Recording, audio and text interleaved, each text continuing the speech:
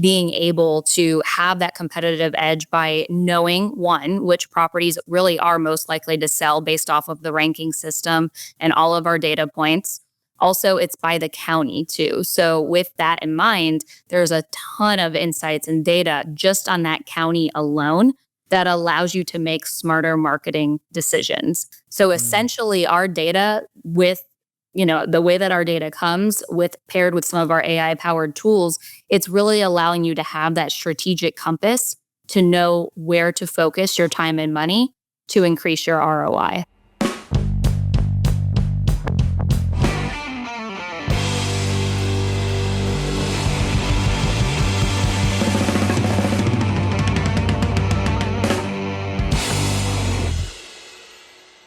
Hey friends, welcome back to the Evergreen Marketing Podcast by Carrot.com. I'm your host, Brady Winder, and I have a new friend with me, Monica from DataFlick, hopping on the podcast to talk about how they're using data in some really creative, interesting ways that you probably haven't heard about yet to help investors get more deals. So I'm super excited for this conversation. Monica, welcome to the podcast. How you doing?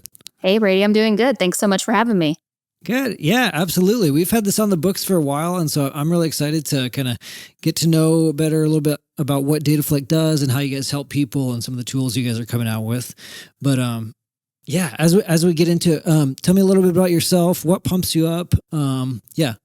Yeah, so I know we were just talking about it offline, so I'll share a little bit more here, but a little bit about myself. I am a military spouse, a twin mom, and just a passionate entrepreneur and business enthusiast, I like to say, because I'm very multi-passionate, and real estate is something that I've been just passionate about my whole life and been wanting to find ways to continue to grow into it. And for us, we kind of landed in this really unique investing journey, which I don't even know if it's like a real investing journey, but we really embraced the military life of really not knowing what's next. And I know that, Brady, you understand that, what that looks like being a military child yourself. So basically, you move every 2 to 3 years. You're not really sure, where the military life's going to take you. And so my husband and I ended up starting to build new build houses, luxury new builds. And it just kind of became our journey over the past decade. And we've been really successful with it. And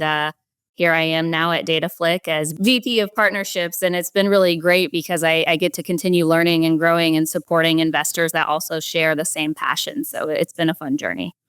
That's super cool. Yeah. In short, you're spinning a lot of plates. A lot going on. I absolutely love that. I feel like I thrive off of chaos. I don't know about you, but my brain's always going 100 miles per hour. And if I'm not learning something new or doing something new, then it's like, I get too bored doing the same old same. So, yeah, I feel you. I don't like too many plates. I like maybe 2 to 4 plates, but I need fast pace and I need constant change. Yeah. I always got to stay interested. I don't know. Maybe it's being a twin mom. You have to constantly always be on the go. And I mean, you've got kids too, so you get it. But everybody was always like, how do you juggle it all and have twins? I'm like, because that's all we know is you have a routine and you just keep going. Yeah, absolutely. What's your, and we'll get into DataFlick in a second and start nerding out on data and how you guys use it. But I'm curious, what's the other business you have going on? Yeah, so I have a company that basically was stemmed out of my own pure frustration and inspiration as a military spouse. So it's a multi-vendor e-commerce platform where I help military and first responder owned businesses share their talents with the world. So they sell on the platform. So it's been a big passion project of mine, as a military family and as a military spouse. I'm always wanting to help others see that they can do what they love while living a life on the go. And I've also really been able to help a lot of other military families see that with real estate investing, it's such a great journey, like I said, to be able to embrace the unknown and really set yourself up for continued success. Yeah, absolutely. Because the military, it's not the military's job, it's not, or if you're an employee, it's not your employer's job to set you up for the next thing. You've got to figure that out while you're still there. And you get out of the military and it's like, okay, what am I going to do next? You just never know. Yeah, I know we got a lot of firefighter, EMT in our audience, police as awesome. well. So Yeah, that's really cool. Yeah, we'll put a link to the business in the show notes here. But tell me, DataFlick in a nutshell. There's a lot of data companies. Data and AI is a huge part of the conversation right now. What kind of makes you guys different from the other data providers? What's the magic sauce? Yeah, so the biggest thing at DataFlick is we're helping residential real estate investors find off-market properties that are most likely to sell. But just like you said, there's a number of different data providers out there. There's lots going on when it comes to lead gen. But for us, we're really passionate about being able to become our customers' data partner versus data provider. And the data speaks for itself in terms of how we do it. The secret sauce to it is really our AI machine learning and our models that we've created. And what we do is we're stringing together thousands and thousands of different data points to then produce this proprietary predictive data. So predictive data is really like it's our bread and butter. It's been our flagship product since we launched in 2020. And then we've continued to introduce other products as well. Okay, so dumb this down a little bit for me. Walk me through it. So predictive data, you guys are taking all the millions of data points you have from all these different sellers across the US. Am I uploading my own list to seeing who's most likely, who are the hottest leads, who's ready to sell? How does this work? Yeah, so basically, other way around. So what we're doing is we're providing you the list on a gold platter of all of the off-market properties that are most likely to sell to an investor. Now, peeling back some layers to that, how we do it is our machine learning is looking at three main areas: people, property, and places. And what we're doing is our machine learning is trained to go back years and years and years ago, looking at all of the different historical data, looking at demographics, looking at any predictive analytics, anything like that. And what it's basically doing, like I said, it's stringing all of those data points together across people, properties, and places.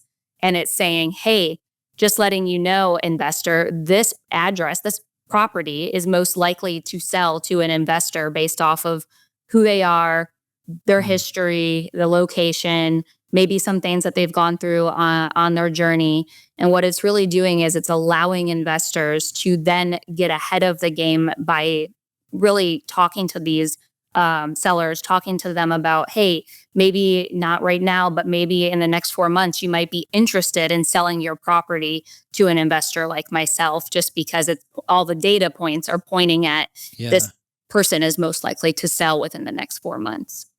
That's cool. So it's almost like a way to kind of basically hyper target some of your marketing, if you'd like to, and kind of a way to pre-vet some of the leads as opposed to just treating all your leads the same. You can speak to them more directly. Yeah, and I think the biggest thing with data, honestly, is data is kind of like a buzzword.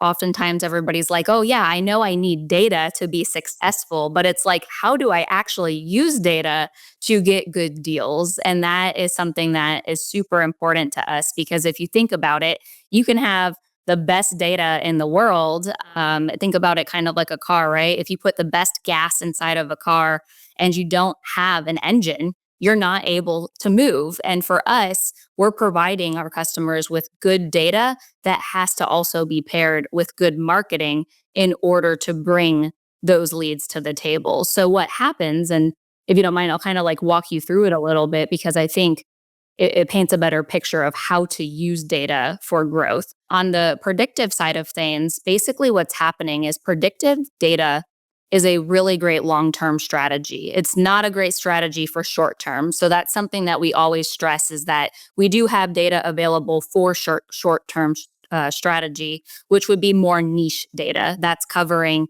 true distressors. That's covering 18 different points like bankruptcy, liens, foreclosures, data that can be found easily. So let's just say you and I want to find some off-market properties. Well, most likely we're going to go on Google. We're going to start researching our county. We're going to look at the foreclosures. We're going to look at the county clerk assessor page. We're going to look wherever we can to kind of do our own digging. So we call that niche data. So niche data is available to anybody. It's just a matter of understanding how to bring it all together to know where to market. Now, with our predictive data, what happens is basically, like I said, we're stringing together all those different data points to give investors that competitive edge, knowing that these properties are most likely to sell within the next 4 months. So that's what we call a long-term strategy, staying consistent. So what you would do after you would receive this list of predictive data is you would start including that in your direct mail campaign. You would start cold calling to that list. You would maybe do text messaging, whatever it might be that you need to market to these properties. You want to start doing it because over the next few months, the biggest thing that you want to be is consistent. So that way you stay top of mind for when that person actually is ready to sell their property. They call you up on the phone and they're like, hey Brady, I got your mail and your flyer in the mail, and I saw that you're interested in purchasing my property. And then it really sparks that conversation, and it keeps those investors engaged over the next few months of while that person might be thinking about selling their property. So the biggest thing is direct mail, to be honest, direct mail paired with cold calling. Okay, nice. One of the things we were talking about before we, decided on the podcast was like using this data to kind of give you a leg up on competition. Yep. Talk to me about how this works specifically within marketing, whether it's direct mail or cold calling. Yep.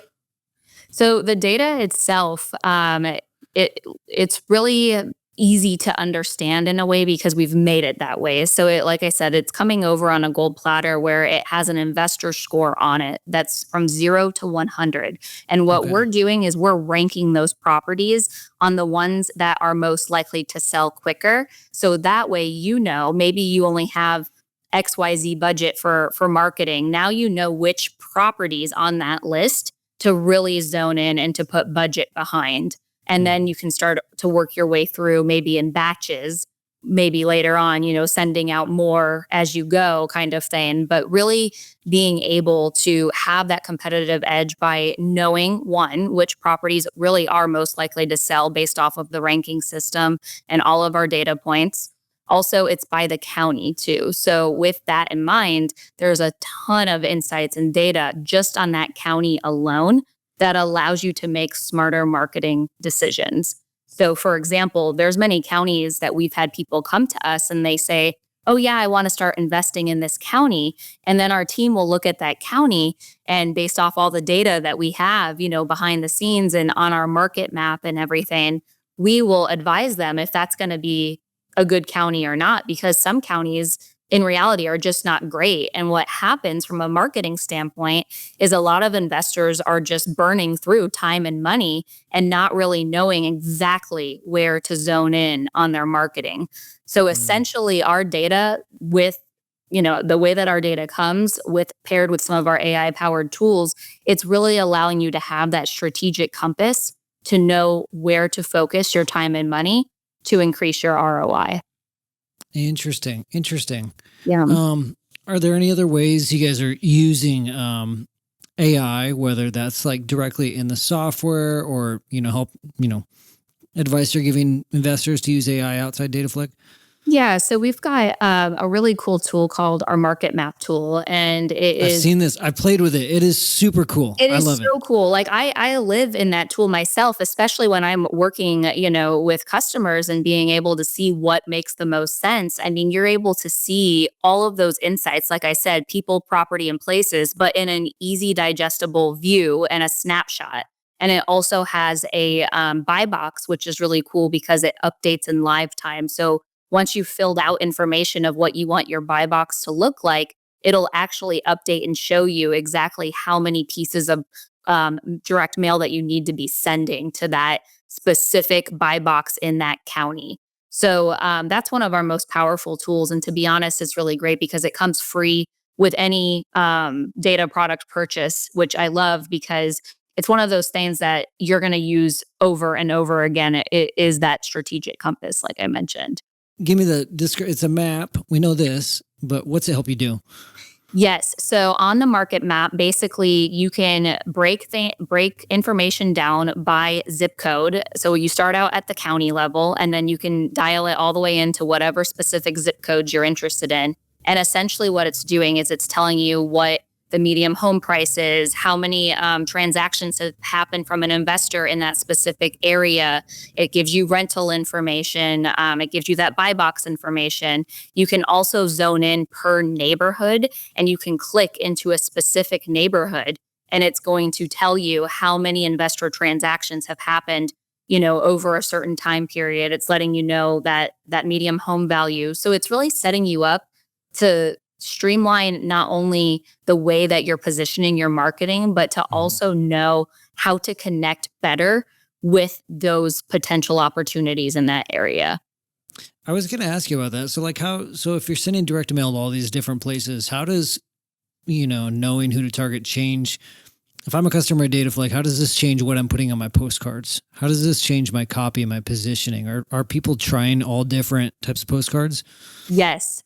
We have customers that will do that, and we have some that kind of have their own different cadence that they like to do. And the best part is there's so many great direct mail companies that help you really understand how to create different sequences. Yeah. And so on the data, it'll actually tell you what the distressor is or the motivator and why that property is most likely to sell. So I know some of our customers really like to really tailor, their messages. So maybe if it was, they'll itemize out all the ones that are maybe divorce or the ones that are bankruptcy, or maybe somebody has passed away. It's an elderly, a senior property. They'll really try to tailor their messaging to that specific, property to really be able to connect more. So that way, when someone gets that piece of mail, they're maybe not throwing it right out. They're looking at it like, okay, how'd you know that kind of thing? Yeah. It's not just this generic marketing piece. It's like, okay, this is my actual problem, Yes. selling a house in probate. Yeah. Interesting. Yeah. Okay. I can already see how it helps you kind of keep your marketing spend under wraps and helps you from blowing a bunch of money by just yeah, I love this zip code. Let me just throw it all out. Yeah. blasting a whole zip code. Are there any other versions of that? How it kind of helps you save marketing budget?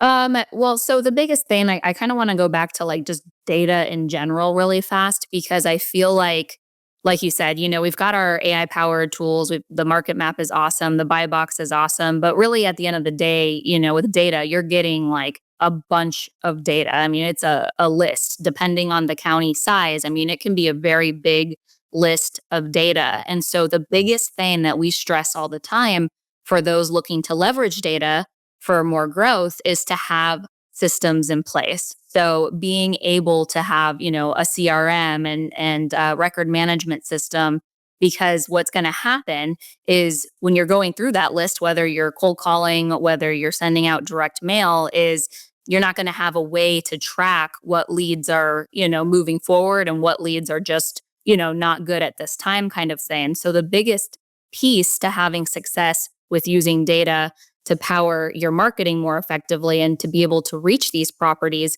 is understanding how to go through the data, which is why we always say, a record management, CRM, being able to have a team in place to help support those efforts. And then that's why we have two different types of data now. So our AI predictive data was our flagship product for a long time, like I mentioned. But the AI data in reality is really a great fit for more experienced investors that have a very healthy marketing budget. They have a team in place. They're familiar with how to maximize a list of that size, because you really have to be consistent. It's not something where you can be like, okay, I'm going to send a couple things out and expect to get all of these leads. Because remember, with predictive data, the whole point of it being predictive data is there has to be time in between of you're predicting that this property could most likely sell, but there still is some lag time in between. So usually it's within, the 4 months is what we generally see. So in the meantime, what we always say for short-term strategy is using niche data, being able to use that data that really highlights and features those highly distressed properties, the ones that are very motivated, where that maybe if you send out a little bit of mail or you pick up the phone and you cold call, a little bit versus full extreme, capacity, that you're most likely to get a quicker ROI, because those are highly motivated sellers. So that's kind of the difference of like a niche, using niche data, which many listening are probably used to doing, because you're going to be able to go on Google, you're going to look for foreclosures, you're going to look for probate or whatever for those off-market properties. That is what we call niche data that is available to anybody to find if they're doing their research. Our niche data is really great because it comes stacked and all of our data comes skip traced. And what's so great about that is with it coming stacked already, once again, you're getting it on a gold platter, because now at the top of that list are going to be the most highly motivated properties to reach out to, because they're showing up on multiple different lists. So that's why it's nice that it comes stacked, because most data, when it's niche, you're going to have to stack it yourself. You're going to have to skip trace it yourself. So ours does come skip traced and stacked, which is really great. And there's no contract on the niche data. So it's a nice option for those that might not be as experienced of an investor yet. Yeah, that's really cool. It's taken out a couple pretty cumbersome steps for you, just totally eliminating that. What kind of marketing do you see working really well for you as customers, both on like for somebody just getting started in real estate investing versus maybe somebody who's got a pretty healthy marketing budget, they've been doing this for a few years, they have a team in place? What's working best? Yeah. So for those that are just getting started, most of the time, like I said, they're using our stacked niche data. And oftentimes maybe they don't have a team in place. They're just getting started. So they are going through that niche list and they're just picking up the phone. They're cold calling. They're reaching out, just on their cell. They don't have a whole operating system of a dialer or anything like that quite yet. So most that are using the stacked niche data are really just kind of doing what they can in terms of marketing. Some of them have a low direct mail budget that they're sending to. So the biggest thing for us, when working with those customers, is really trying to help them get that record management and CRM in place from an early stage, because that is so important of being able to weed through the different opportunities. And then on the AI predictive data side, the more experienced investors that are seeing the most success are doing a very heavy direct mail campaign and budget paired with cold calling. Okay, nice. Anything outside cold calling, direct mail, or do those seem to be kind of the bread and butter for you as customers? They seem to be the bread and butter. We have a good amount of customers also doing text messaging too. I know text messaging can seem scary at times just with all the different regulations and things like that, but there are some great companies out there. So we have a lot of awesome partners that really work to help investors understand any of the compliance or rules and regulations around cold calling and text messaging. Because I know sometimes that can be kind of an area where you're like, well, I don't really know how to do all of that. So I always say lean heavily on those companies because they're the expert in that space, right, and being able to help with that. But yes, the main thing is direct mail and cold calling and text messaging too, but being able to get in front of those properties. Yeah, direct mail still works really well if you have the right data and if you know how to spend the budget wisely. But it's also, talk to investors, it's easy to blow a budget if you don't know what you're doing. Well, I'll have to share with you. Maybe you can share it in the notes. We have a really awesome document that our team just put together. It's a direct mail mastery doc. And what's really nice about it is it basically breaks it down by the county size, and it tells you what the average amount of direct mail that you need to spend to get a deal, or you need to send to get a deal. That's kind of like a cool. really nice, keep it handy kind of thing, and be able to refer back to it. So that way, what's working in that county size. Yeah. Yeah. I love that. So that you can go into it with more confidence. I feel like there's probably got to be a way to, maybe this already exists, but if somebody's going to SEO, say a seller's going to Google and they Google how to sell my house fast, Roseburg, Oregon, they land on my website, bradyhousebuyers.org, whatever. Is there a way to get that data to DataFlick to maybe retarget them with direct mail? Could that be a thing? So are you talking about if it's a seller that has come across an investor's page, basically? Right. Yeah, their website. So what we do have now, our data, it doesn't really work like that with our data, but we do have PPL. So that's pay per lead, which essentially, and PPC too. So pay per lead is great because that is basically what's happening is that seller is seeking for somebody to possibly purchase their house. So now with pay per lead, it's pairing them with an investor in that area that is interested in buying their house. So it's really great. I know PPL is very popular. We just recently launched that actually a couple weeks ago.